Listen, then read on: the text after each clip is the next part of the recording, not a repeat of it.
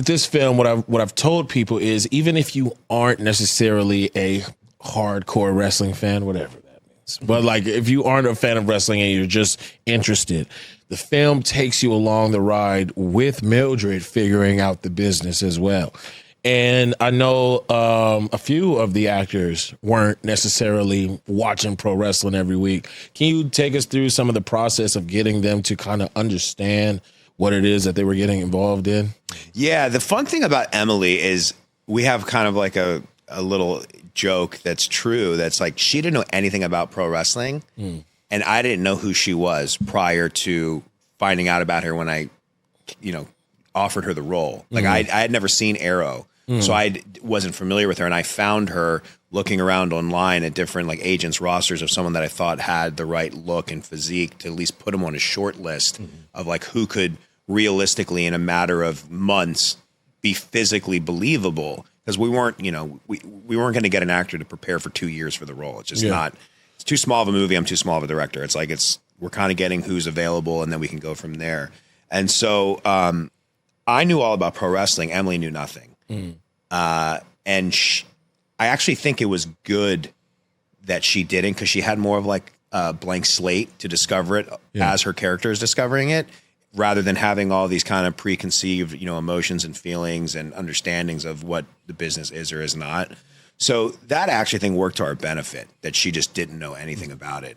And Francesca Eastwood didn't really know either. And she's the other fan favorite in a lot of the reviews, is like her as Mae Young. Yeah. So it just goes, I think it's a testament to them as performers and actors that they were so believable, and people, whether they liked my directing or not, everyone really has loved Emily and Francesca. And they weren't wrestling fans. They were just actors who fell in love with the story and wanted to help bring it to life. So but as you can see, there's Easter eggs, and I think it's obvious that the movie was made by someone passionate about pro wrestling that knows it. And I tried to tell it in the sense of keeping it true to the spirit of like a pro wrestling match and a pro wrestling feud and all of like the story building, but doing it in a way that, hopefully you'll sit in a dark room for 2 hours and still be entertained, So that was all by design. Yeah.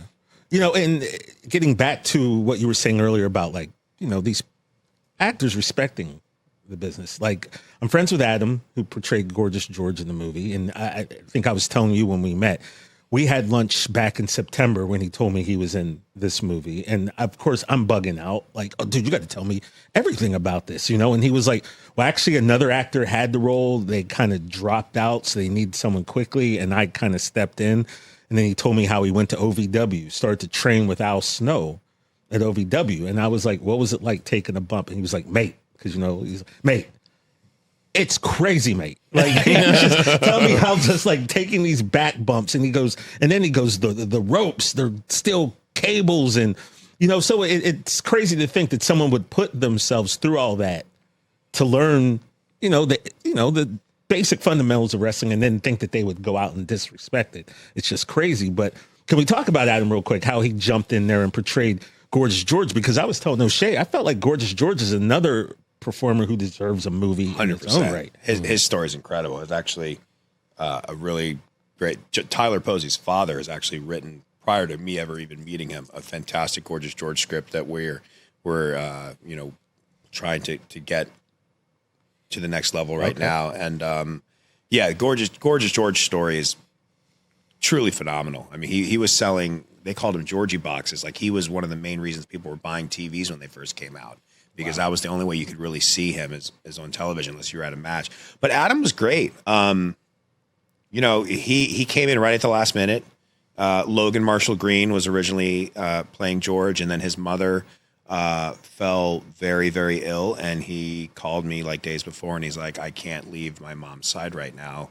I'm so sorry. And Adam got submitted as someone who was available. His agent also had someone else in the film, so they were immediately aware. And when I saw Adam, I was like, oh, he's great. Let me see if he can, not sound Australian. And he could pull it off, and I thought he was terrific as it. He tested really well, because when you're so close to your own art, you start losing, like, okay, is this still good? Is this not? And I was like, is Gorgeous George, like, does he need to be in the movie? I could get it shorter. I could cut out his entire character.